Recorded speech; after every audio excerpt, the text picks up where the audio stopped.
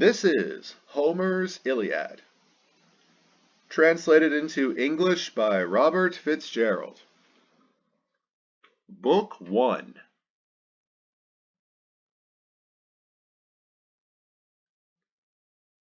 Anger!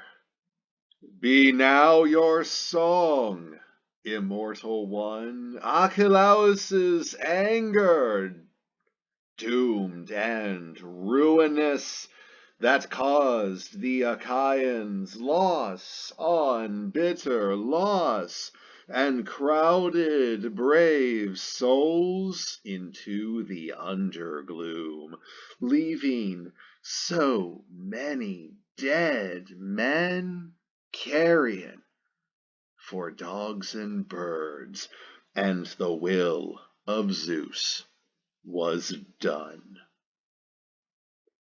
Begin it! When the two men first contending broke with one another, the Lord Marshal Agamemnon, Atreus' son, and Prince Akhilles. Among the gods, who brought this quarrel on? The son of Zeus and Leto, for Agamemnon angered him, so he made a burning wind of plague rise in the army. Rank and file sickened and died, for the ill their chief had done in despising a man of prayer. This priest, Khryses, had come down to the ships with gifts, no end of ransom for his daughter. On a golden staff he carried the gods' white bands and sued for grace from the men of all Achaia, the two Atreidai, most of all. "No, captains, Menelaus and Agamemnon, and you other Akhaians under arms, the gods who hold Olympus, may they grant you plunder of Priam's town and a fair wind home. But let me have my daughter back for ransom, as you revere Apollo, son of Zeus."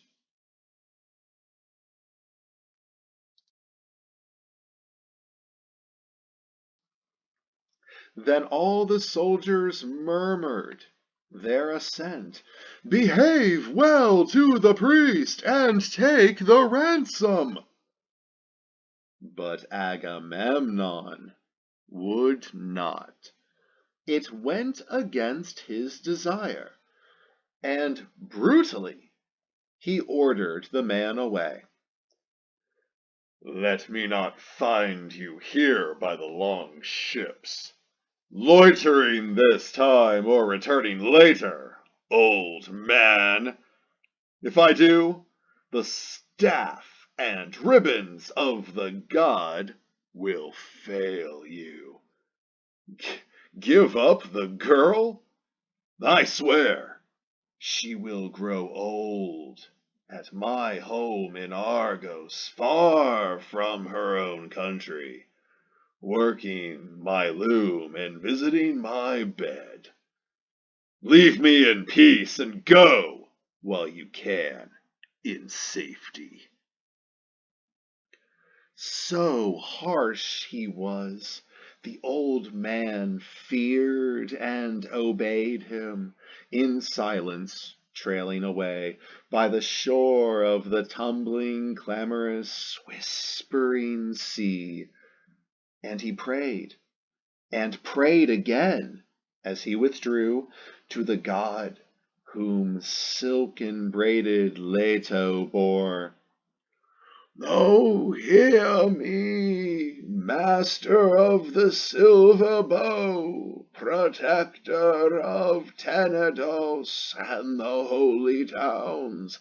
Oh, Apollo, Sminthean, if to your liking ever in any grove I roofed a shrine, or burnt thy bones in fat upon your altar, bullock or goat flesh, let my wish come true.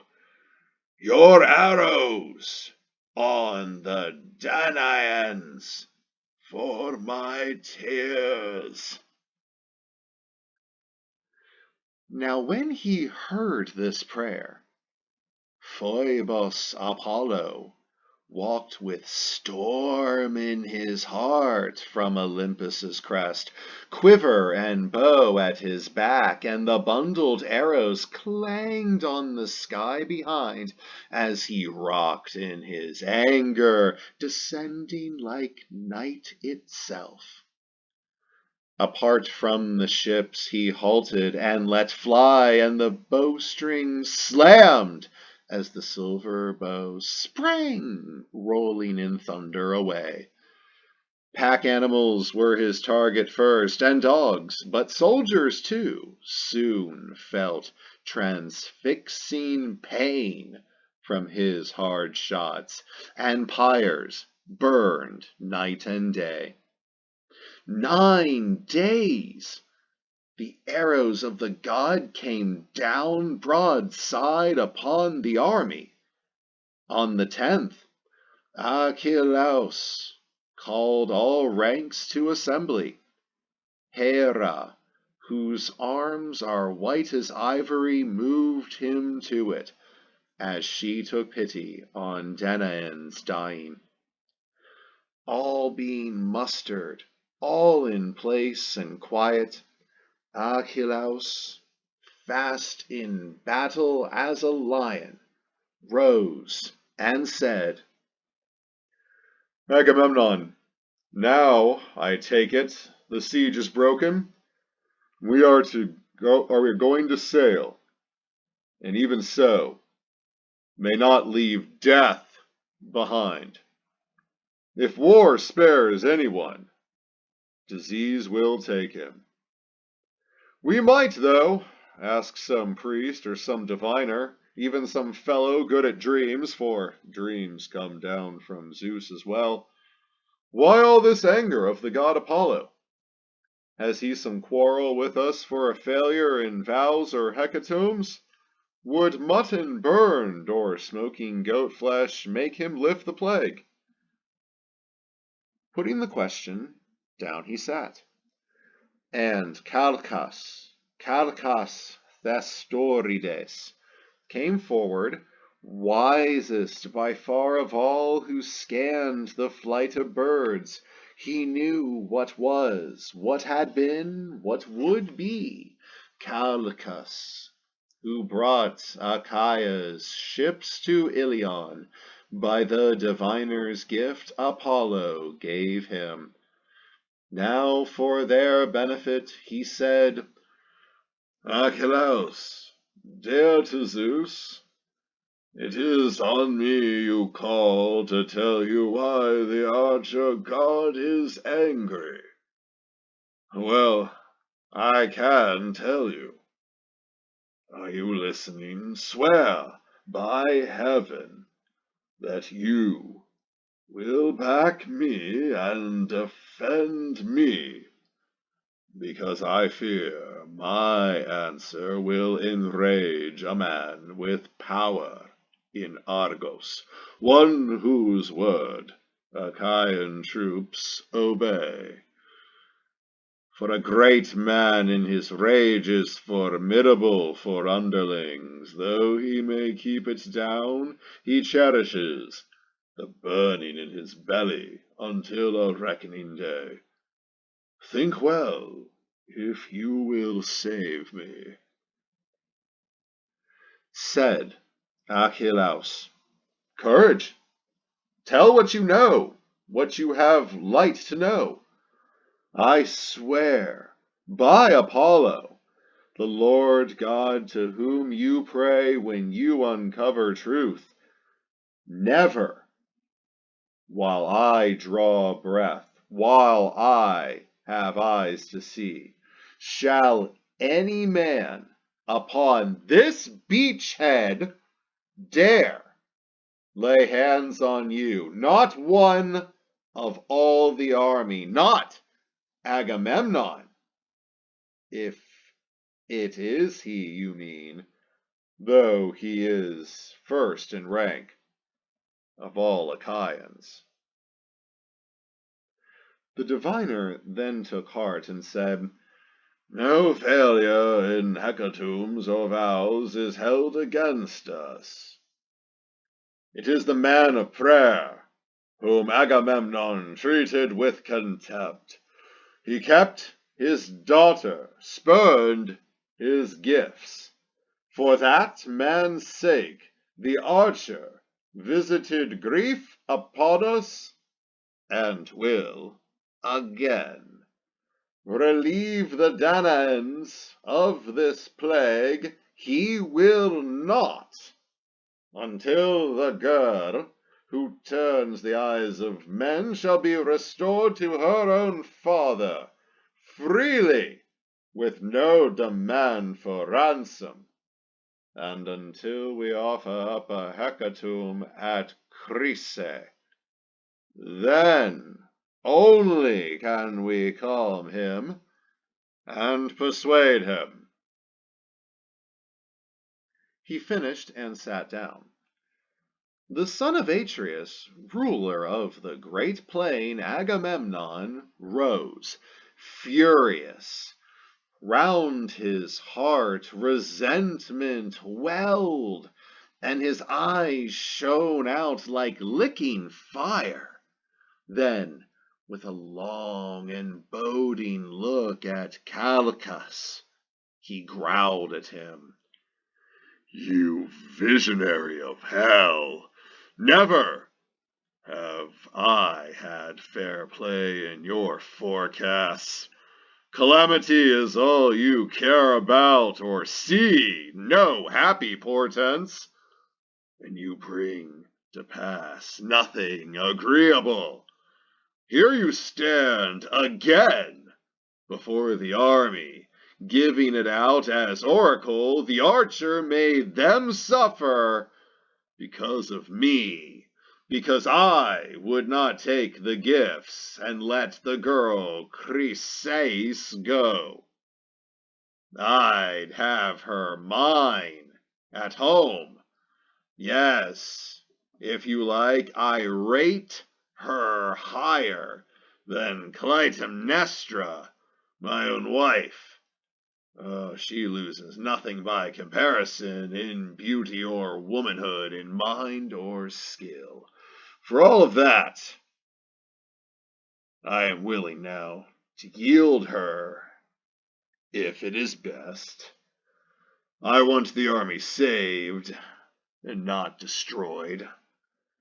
You must prepare, however, a prize of honor for me, and at once, that I may not be left without my portion, I, of all Argives. It is not fitting so. While every man of you looks on, my girl goes elsewhere. Prince Akhilles answered him, Lord Marshal, most insatiate of men, how can the army make you a new gift? Where is our store of booty? Can you see it? Everything plundered from the towns has been distributed. Should troops turn all that in? Just let the girl go in the god's name now. We'll make it up to you twice over, 3 times over. On that day Zeus gives us leave to plunder Troy behind her rings of stone. Agamemnon answered, Not that way will I be gulled, brave as you are, Akhaians. Take me in, would you? Try to get around me. What do you really ask? That you may keep your own winnings, and I am to give up mine and sit here wanting her? Oh no, the army will award a prize to me and make sure that it measures up. Or if they do not, I will take a girl myself, your own, or Aias's, or Odysseus's prize. Take her, yes, to keep. The man I visit may choke with rage. Well, let him. But this I say, we can decide on later. Look to it now. We launch on the great sea a well-found ship, and get her manned with oarsmen, load her with sacrificial beasts, and put aboard Khryses in her loveliness. My deputy, Aias, Idomeneus, or Prince Odysseus, or you, Achilles, fearsome as you are, will make the hecatomb and quiet the archer. Achilles frowned and looked at him, then said, You thick-skinned, shameless, greedy fool! Can any Achaean care for you or obey you after this on marches or in battle? Oh, as for myself, when I came here to fight, I had no quarrel with Troy or Trojan spearmen. They never stole my cattle or my horses, never in the black farmland of Phthia ravaged my crops. How many miles there are of shadowy mountains, foaming seas between? No, no, we joined for you, you insolent boar, to please you, fighting for your brother's sake and yours to get revenge upon the Trojans.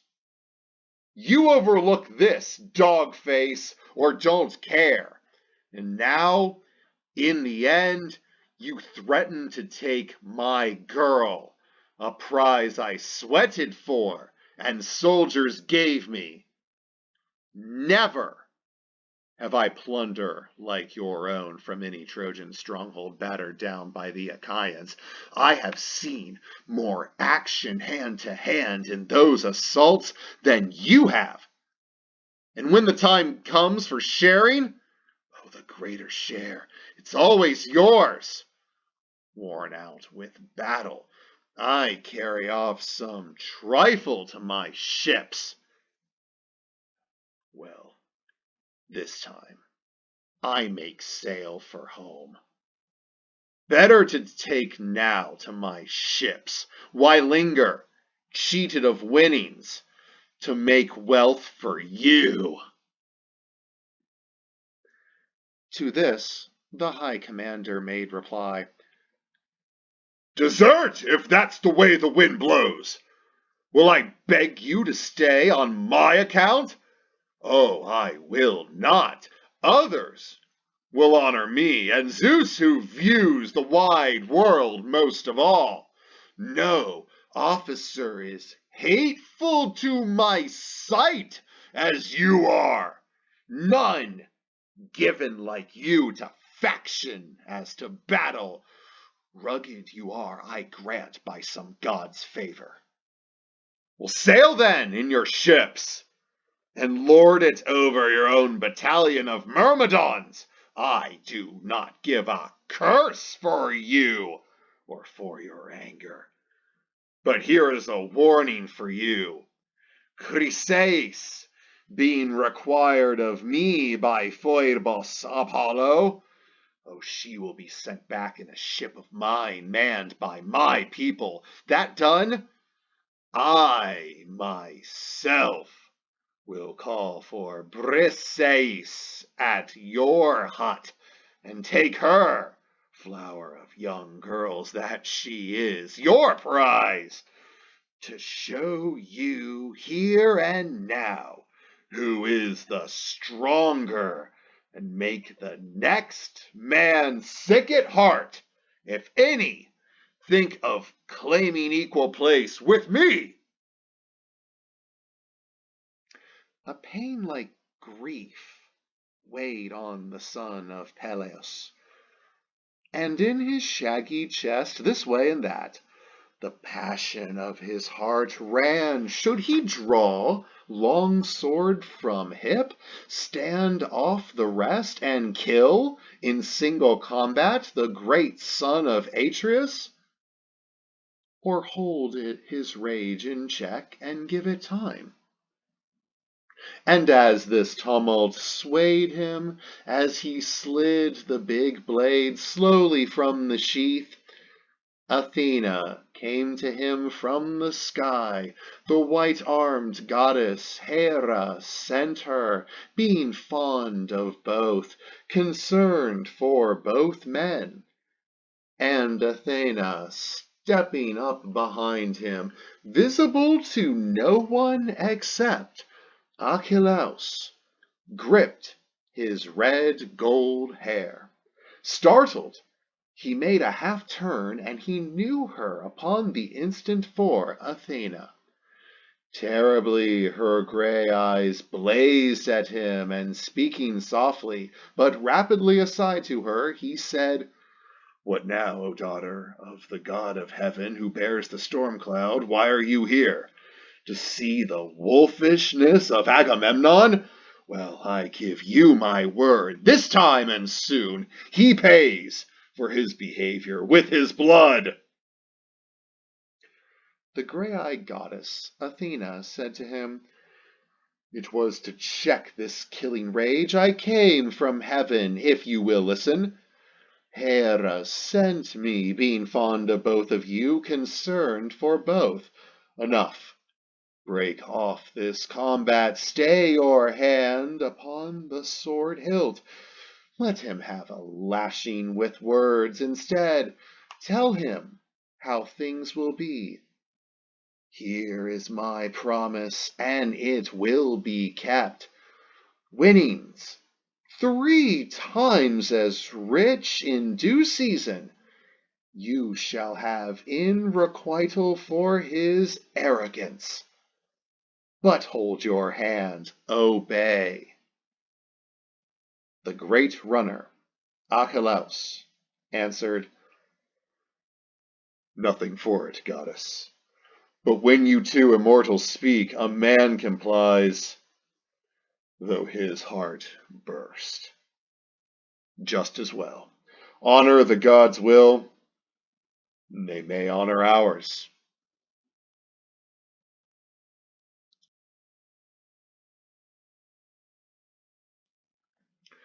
On this he stayed his massive hand upon the silver pommel, and the blade of his great weapon slid back in the scabbard. The man had done her bidding. Off to Olympus, gaining the air, she went to join the rest, the powers of heaven, in the home of Zeus. But now the son of Peleus turned on Agamemnon and lashed out at him, letting his anger ride in execration. "Sack of wine! You with your cur's eyes and your antelope's heart!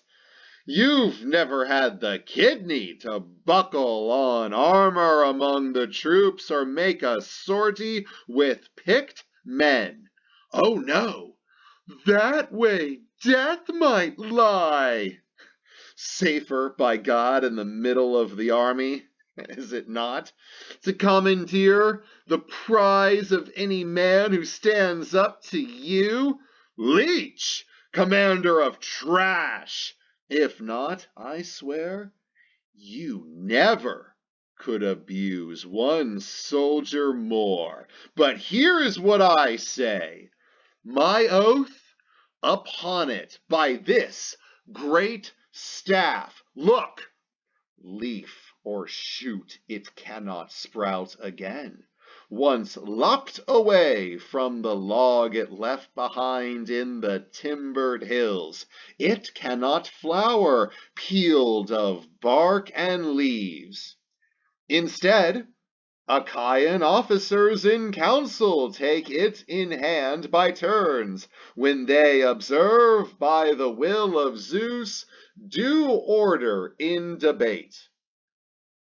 Let this be what I swear by, then. I swear a day will come when every Achaean soldier will groan to have Achilles back. That day you shall no more prevail on me than this dry wood shall flourish. Driven though you are, and though 1,000 men perish before the killer Hector, you will eat your heart out, raging with remorse for this dishonor done by you to the bravest of Akhaians. He hurled the staff studded with golden nails before him on the ground. Then down he sat, and fury filled Agamemnon, looking across at him. But for the sake of both men, Nestor arose, the Pelians' orator, eloquent and clear. Argument sweeter than honey rolled from his tongue.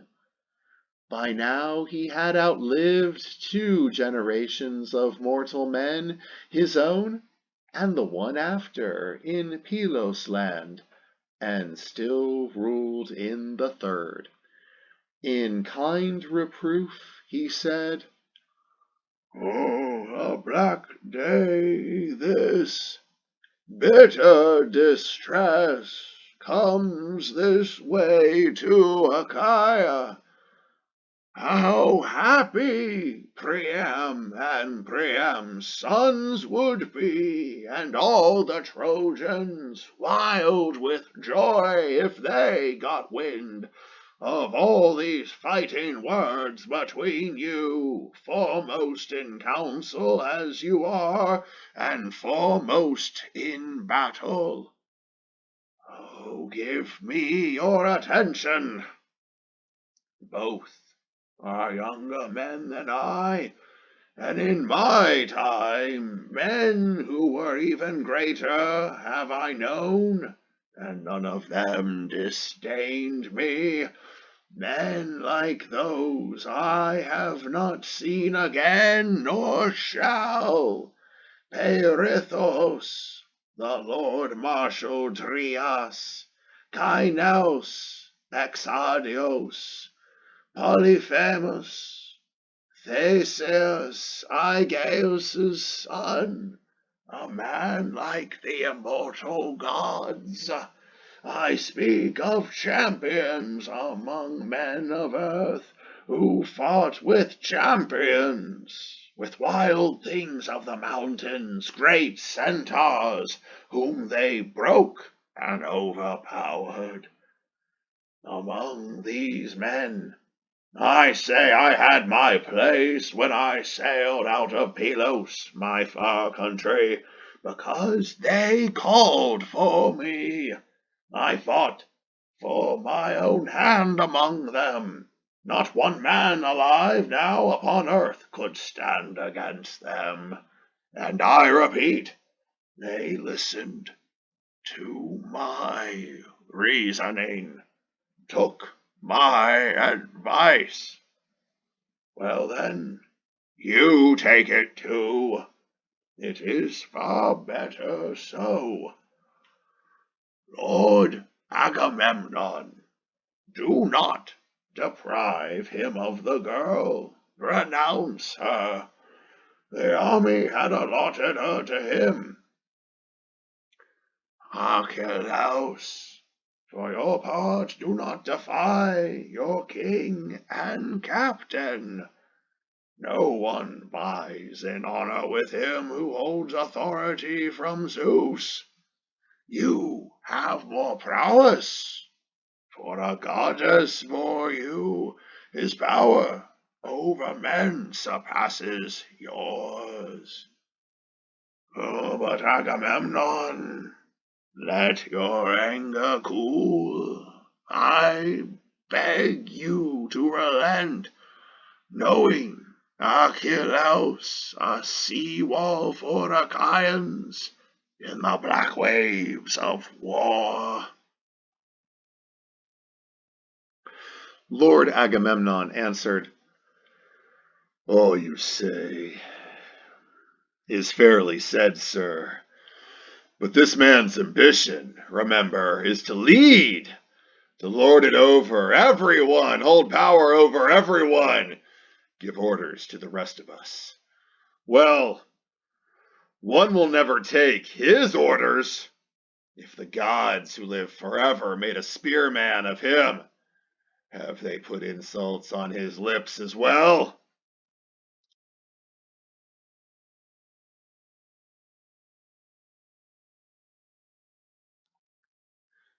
Achilles interrupted. What a poltroon! How lily-livered I should be called if I knuckled under to you, all you do or say. Give your commands to someone else, not to me.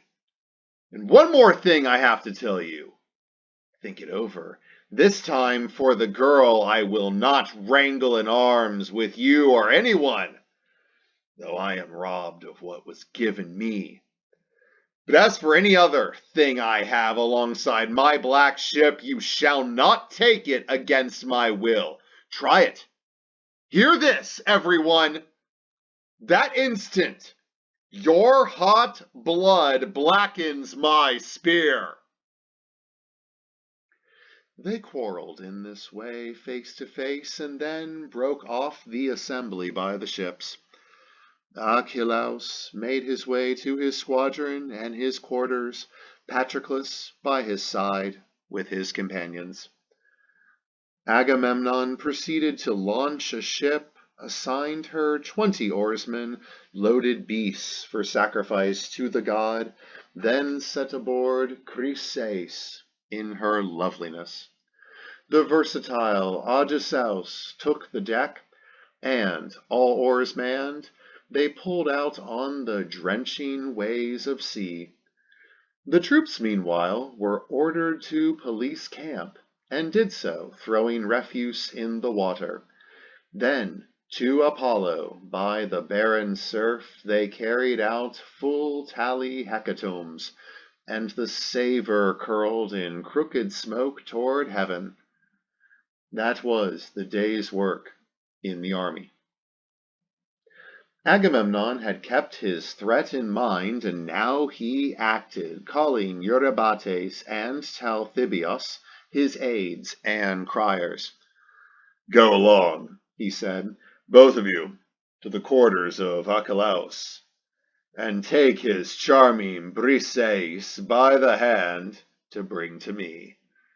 And if he balks at giving her, I shall be there myself with men at arms and forced to take her. All the more gall for him. So ominously he sent them on their way, and they, who had no stomach for it, went along the waste sea shingle toward the ships and shelters of the Myrmidons. Not far from his black ship and hut they found the prince in the open, seated, and seeing these two come, was cheerless to Achilles.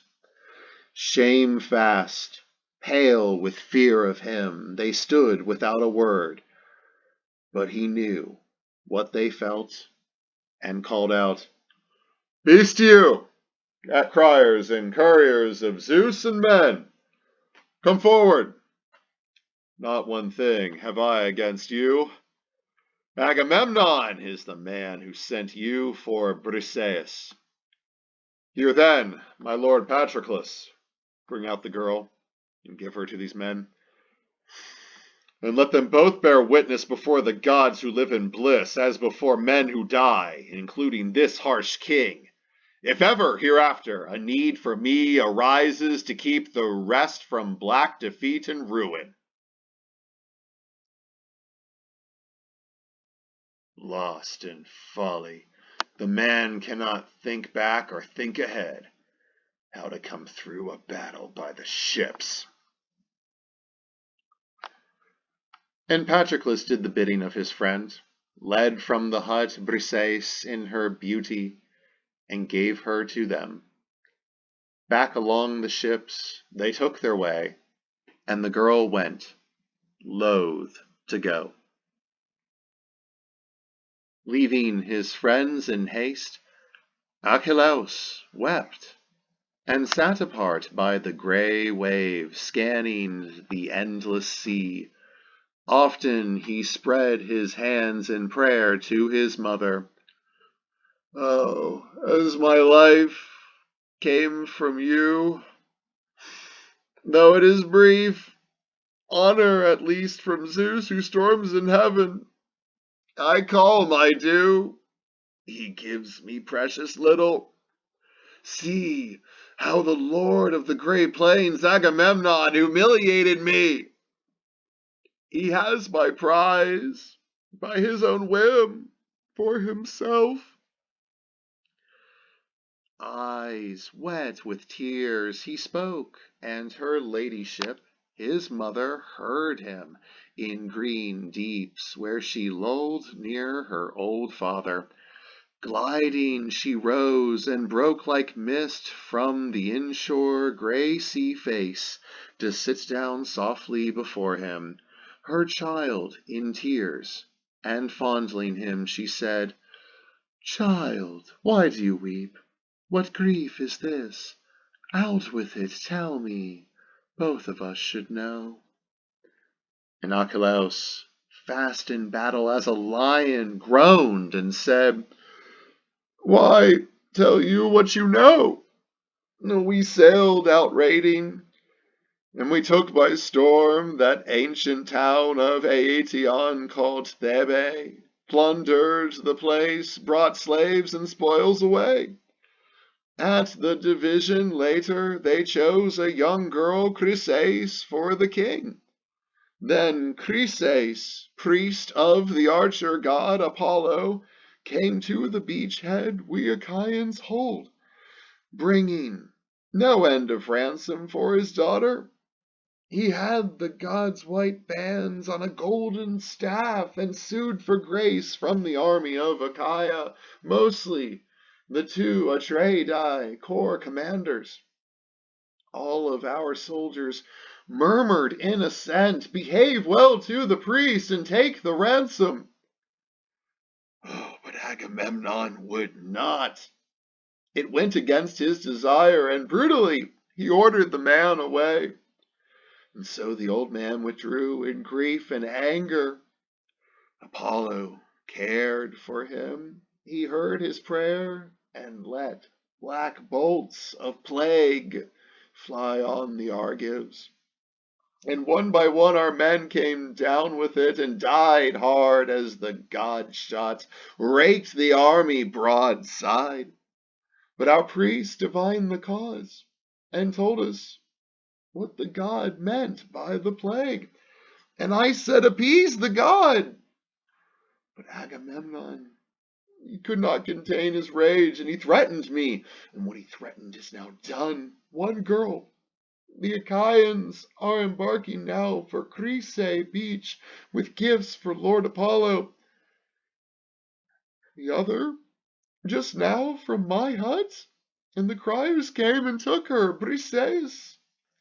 Briseis' girl, my prize, given by the army. Oh, if you can, stand by me. Yes, go to Olympus, pray to Zeus, if ever by word or deed you served him. And so you did. I often heard you tell it in father's house. All that time when you alone of all the gods shielded the son of Cronos from peril and disgrace, when other gods, Pallas Athena, Hera, and Poseidon, wished him in irons, wished to keep him bound. You had the will to free him of that bondage. You called up Olympus in all haste, Agamemnon, whom the gods call Briareus, the giant with 100 arms, more powerful than the sea god his father, and down he sat by the son of Cronos, glorying in that place. For fear of him, the blissful gods forbore to manacle Zeus. Remind him of these things, cling to his knees, and tell him your good pleasure if he will take the Trojan side and roll the Akhaians back to the water's edge, back on the ships with slaughter. Oh, all the troops may savor what their king has won for them, and he may know his madness, what he lost when he dishonored me, peerless among Akhaians.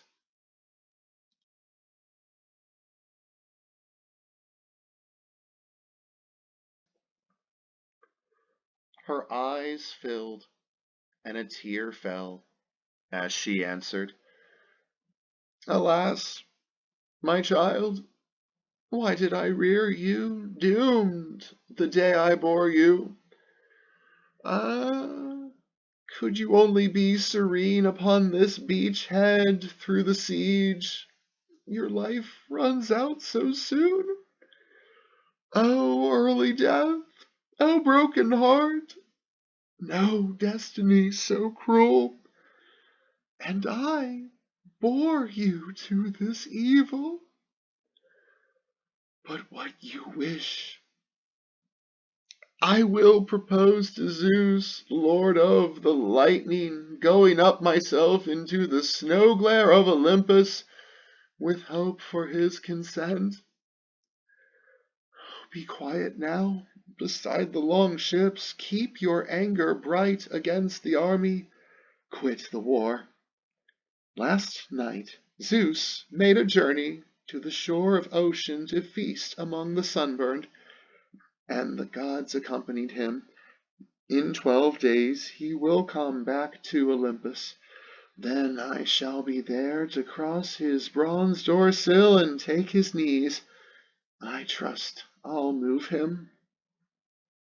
Thetis left her son still burning for the softly belted girl whom they had wrested from him. Meanwhile, Odysseus with his shipload of offerings came to Khryses. Entering the deep harbor there, they furled the sails and stowed them, and unbent forestays to ease the mast go down quickly aft into its rest. Then rowed her to a mooring. Bow stones were dropped, and they tied up astern, and all stepped out into the wash and ebb, then disembarked their cattle for the Archer and Khryses from the deep sea ship.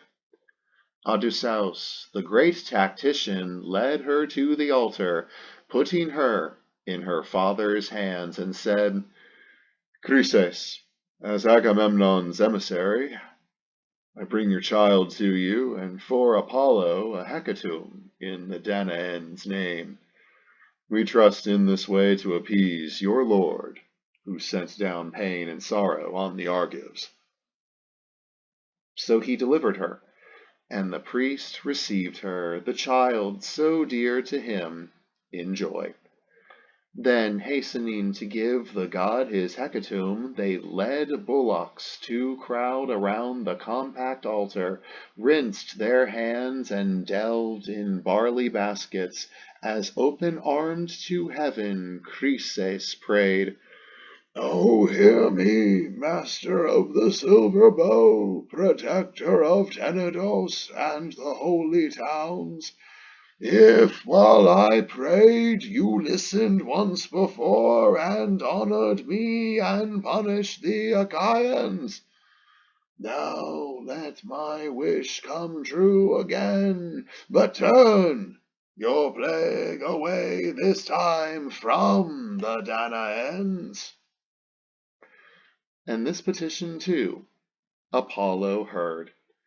When prayers were said and grains of barley strown, they held the bullocks for the knife and flayed them, cutting out joints and wrapping these in fat, 2 layers folded with raw strips of flesh, for the old man to burn on cloven faggots, wetting it all with wine. Around him stood young men with 5 tined forks in hand, and when the vitals had been tasted, joints consumed, they sliced the chines and quarters for the spits, roasted them evenly, and drew them off.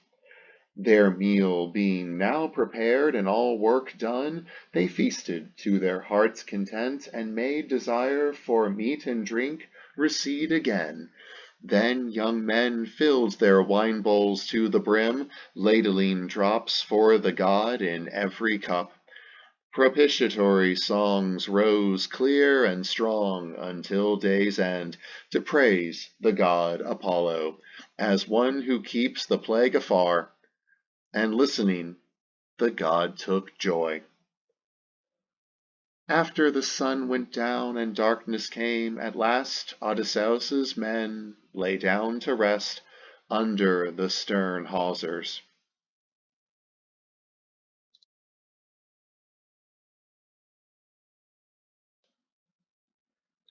When dawn spread out her fingertips of rose, they put to sea for the main camp of Akhaians, and the archer god sent them a following wind. Stepping the mast, they shook their canvas out, and when caught, bellying the sail, a foaming dark blue wave sang backward from the bow as the running ship made way against the sea, until they came off shore of the encampment.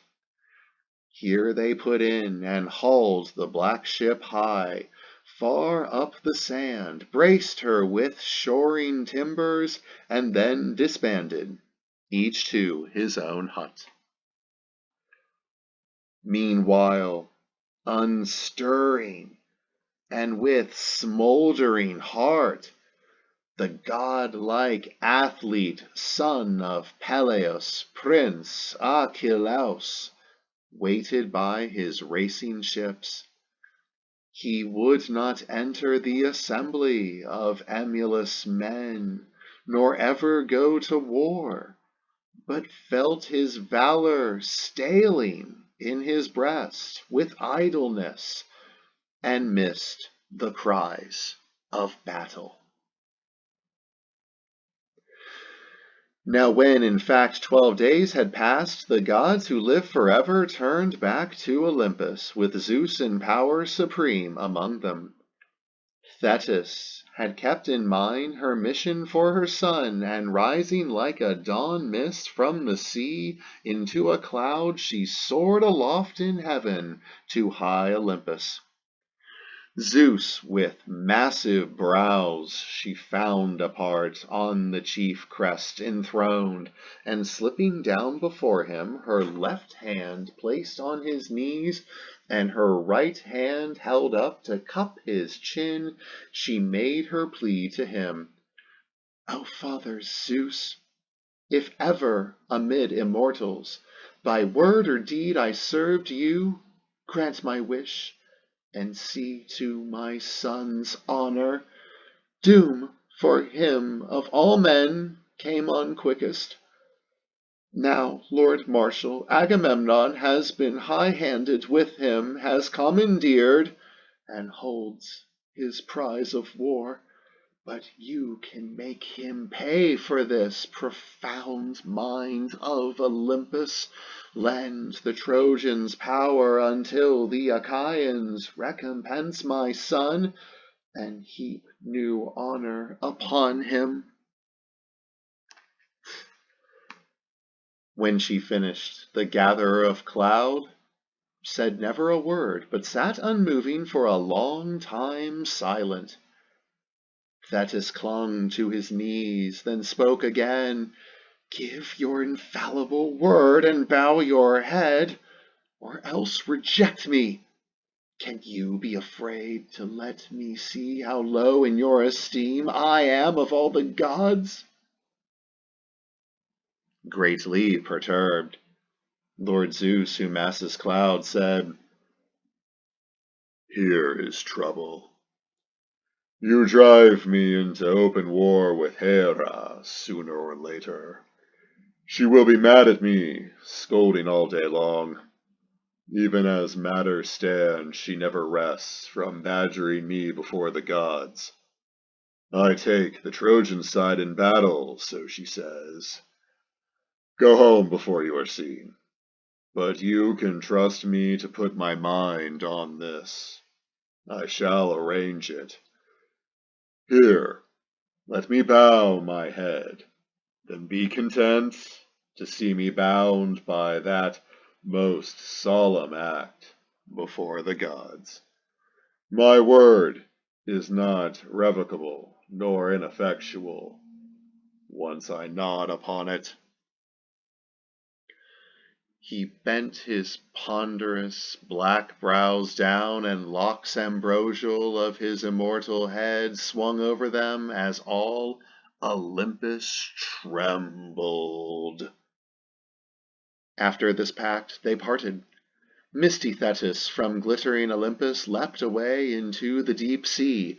Zeus to his hall retired. There all the gods rose from their seats in deference before their father.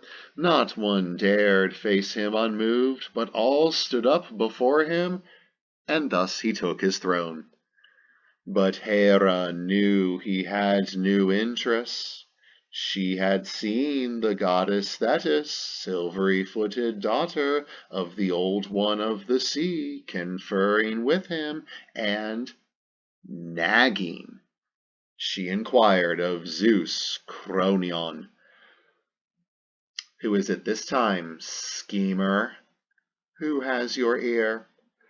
How fond you are of secret plans, of taking decisions privately.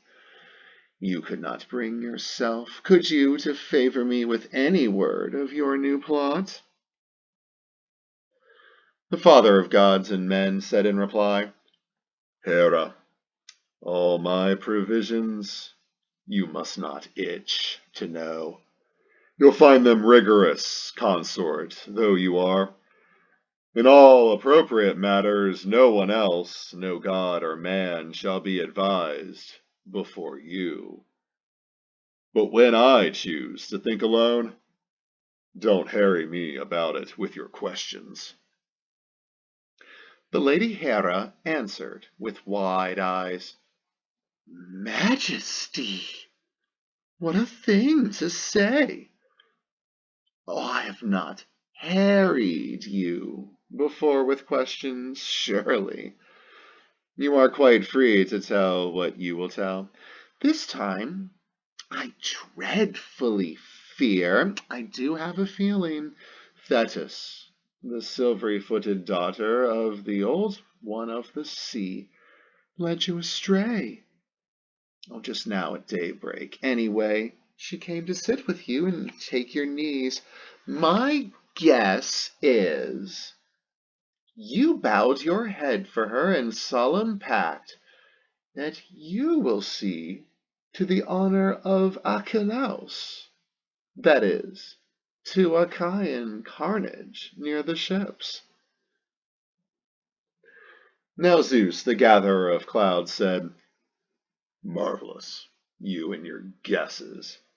You are near it too, but there is not one thing that you can do about it. Only estrange yourself still more from me. All the more gall for you. If what you say is true, you may be sure it pleases me.